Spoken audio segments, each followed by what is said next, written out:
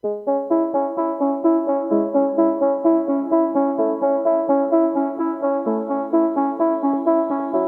is Seasons of Discontent with your hosts Rick Snyder and Matt Combs on the Hogstein Network.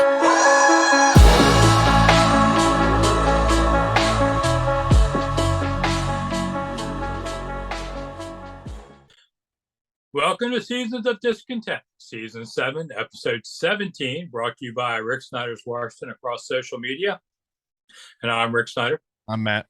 And we're back discussing all things Washington sports and life as part of the mighty Hogstein Network on audio and here on YouTube for video.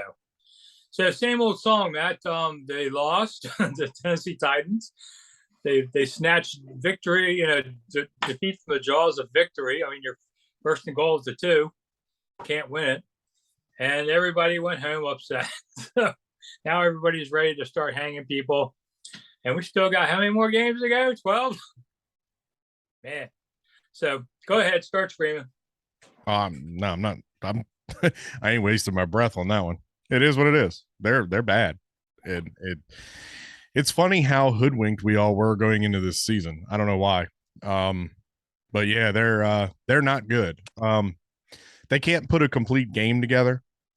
They can't, if the offense is clicking, the defense is awful. If the offense is bad, then the defense picks up. Like they can't seem to get together. And that was the problem yesterday. Like the defense played pretty well. Welcome Montez Sweat to the 2022 NFL season.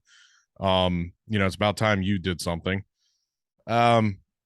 Yeah, it's just, the defense played well, except for a couple people, which we'll get into. But, the offense, aside from those 2 big long plays to De'Ami Brown of all people, the offense just kind of sputtered all day. It was a punting matchup, and Tress really didn't have a good game yesterday, as far as I'm concerned, for Tress Way.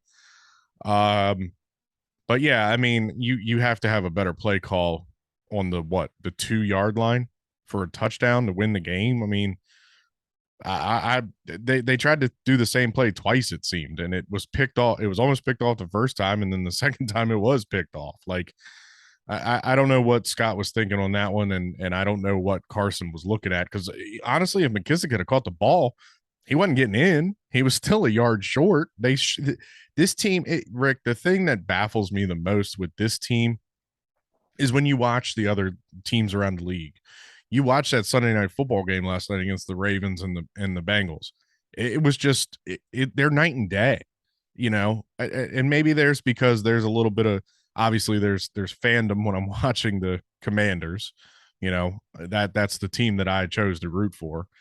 So, maybe I've got a little bit more interest in that game than I do any other team, but yeah, it's night and day. And like, you look at Buffalo, the whooping they put on the Steelers yesterday, we are just not in that class, and they're nowhere near it. All right, so we'll go down. Rivera talked to the media on Monday, and there was a lot of interesting comments. I mean, sometimes I think Ron is just like checked out on these things or something, but we'll go down the list. One of the things he likes to talk about is, well, our offensive line's having some real trouble. We lost our center.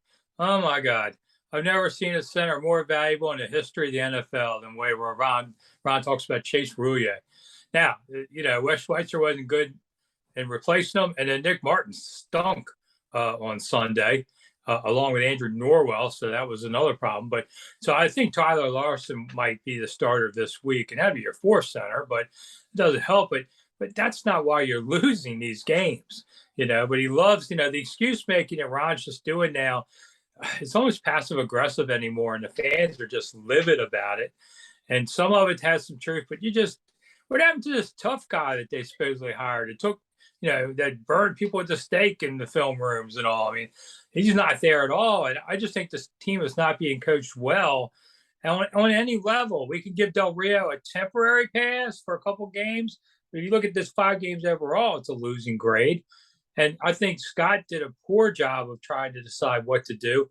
And really, they lost this game, not so much on the interception, but a minute earlier when they burned 12 seconds in between a timeout. And Ron's like, well, the guy fell on the ground. 12 seconds? I mean, it was that's where you couldn't run the ball because you had no time left down on the goal line. You have those 12 seconds added, you could have ran a play on that goal line. Poor clock management. They gave up the last minute of the first half and just said Astro instead of trying to get a field goal. So many of these things are coaching related, and yet it's Ron costs around $10 million a year, and I'm not sure that Dan Snyder's in a position to buy him out or do anything given what situation Dan's in right now. So I don't know that Ron's gone. Maybe they force a coordinator change, but nothing's going to change a lot, and that's just the sad part of this is you don't see where there's hope on any horizon on this. They just look like they're going to stink again. And then they like to say, Ron says, well, it takes time. Well, 2 years ago, everybody in the division stunk, and they managed to win it at 7-9. The other three teams looking pretty good. And here's where he says his other critical thing. Where the other day, Rivera on Monday says, they go, what's the difference between those three teams doing better now and you're not? And he goes, quarterback. I about fell out of my chair when he said that. First off, this is the quarterback you picked. Then you said, well, he did a lot of really good things. Wait a minute. You're saying that you're screwed because of your quarterback, but he's doing fine. How does that reconcile with each other?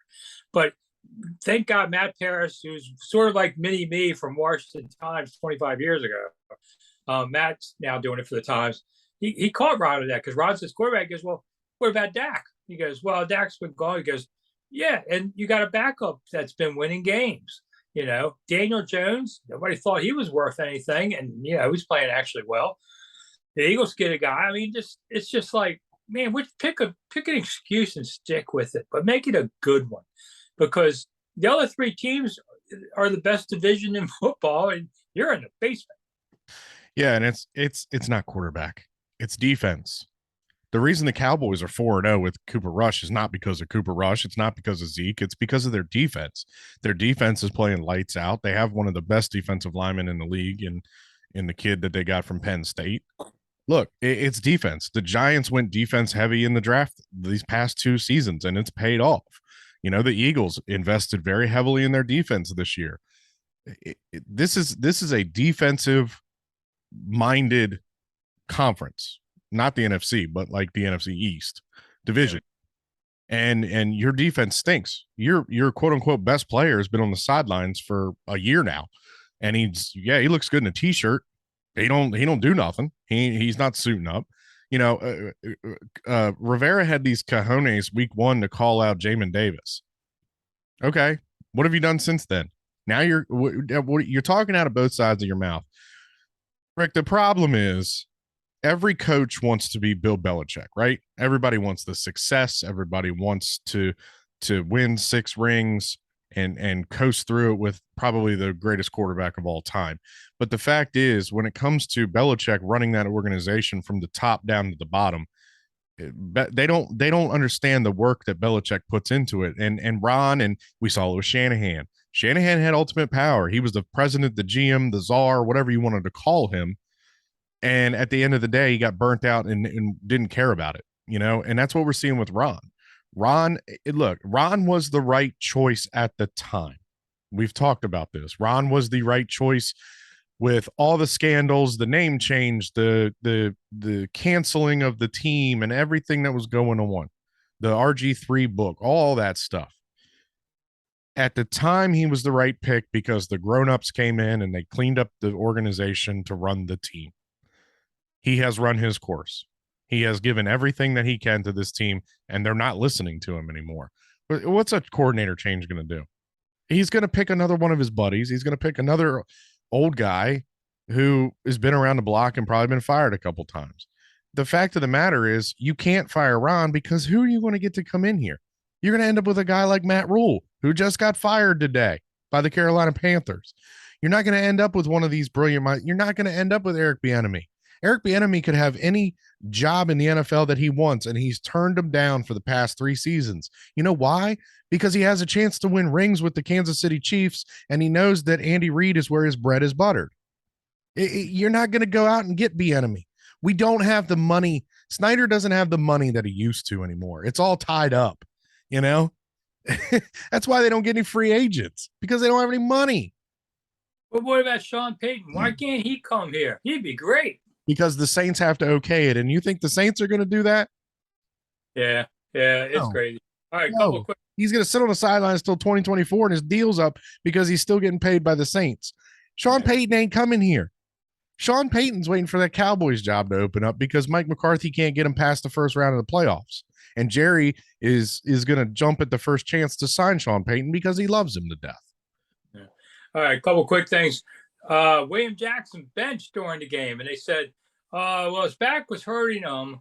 And today on Monday's practice, he was a full go. So, if your back's hurting the game yesterday, and then they said, well, was it that or was he poor out, play? And they go, well, let's just leave it at whatever. But Jackson was back today. Of course, he's out. What happens? They give up a 60. Not that he would have stopped it, but it's an interesting thing to see him pulled like that. The other thing, Gibson may end up being part of the return team because, Mills not getting it done. He's just not. I thought he had good speed. I thought he has no feel for what to do. Yesterday I thought, where's Brian Mitchell, man? He could do better than this. Why has Brian never been given a coaching gig? God, he could be a great special teams coordinator, especially the run game the return game coordinator. I don't think he wants it. He's coaching sucks, man. You work 100 hours a week, and you got to move every few years. And he's done with that too. All right, and we're done too because we're running out of time. There you go. I'm Rick Snyder. I'm Matt. And we'll be back Wednesday night because the game's Thursday night. So make sure you come see us. Bye. Oh, yeah, buy a book, too. It's like it's on there. Monumental Thoughts. See ya. Bye.